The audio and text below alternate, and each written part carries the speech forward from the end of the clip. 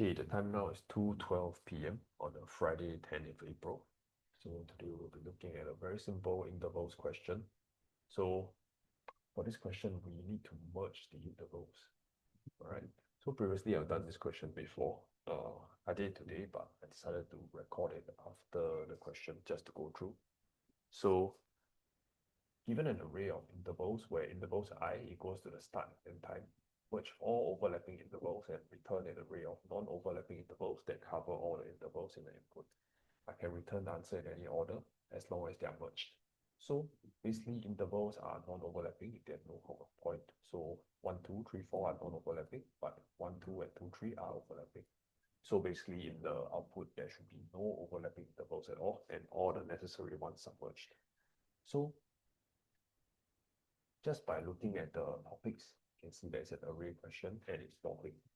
There's some sorting involved, and based on the time and space complexity, you should aim for a solution that is as good as or better than O n log n. So this should tell you that sorting is part of the question.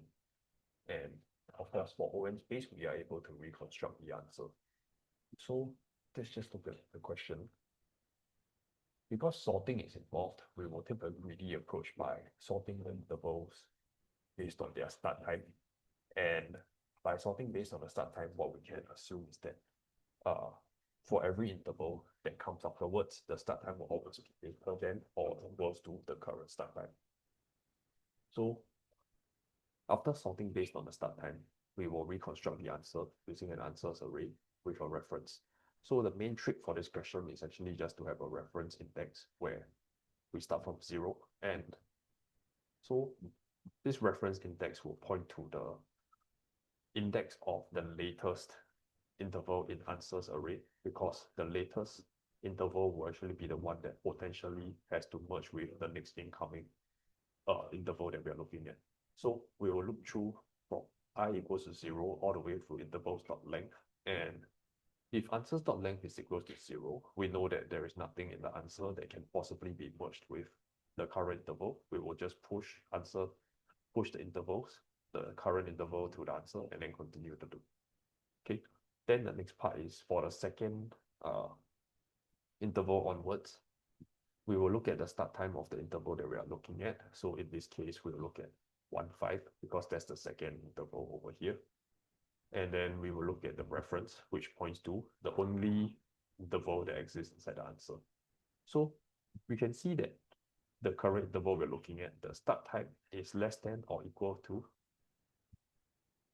the reference, the references end time. That means that 1, 5 will start before 1, 3 ends, which means we have to merge. So if we are merging, right, if the current interval start is during or before the end of the reference interval, we will merge.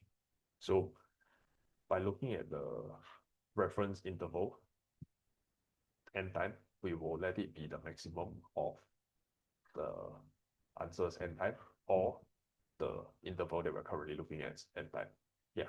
And in this case, we don't change the reference because we are merging them. So effectively, there is still the latest interval that has the potential to merge with the next incoming interval.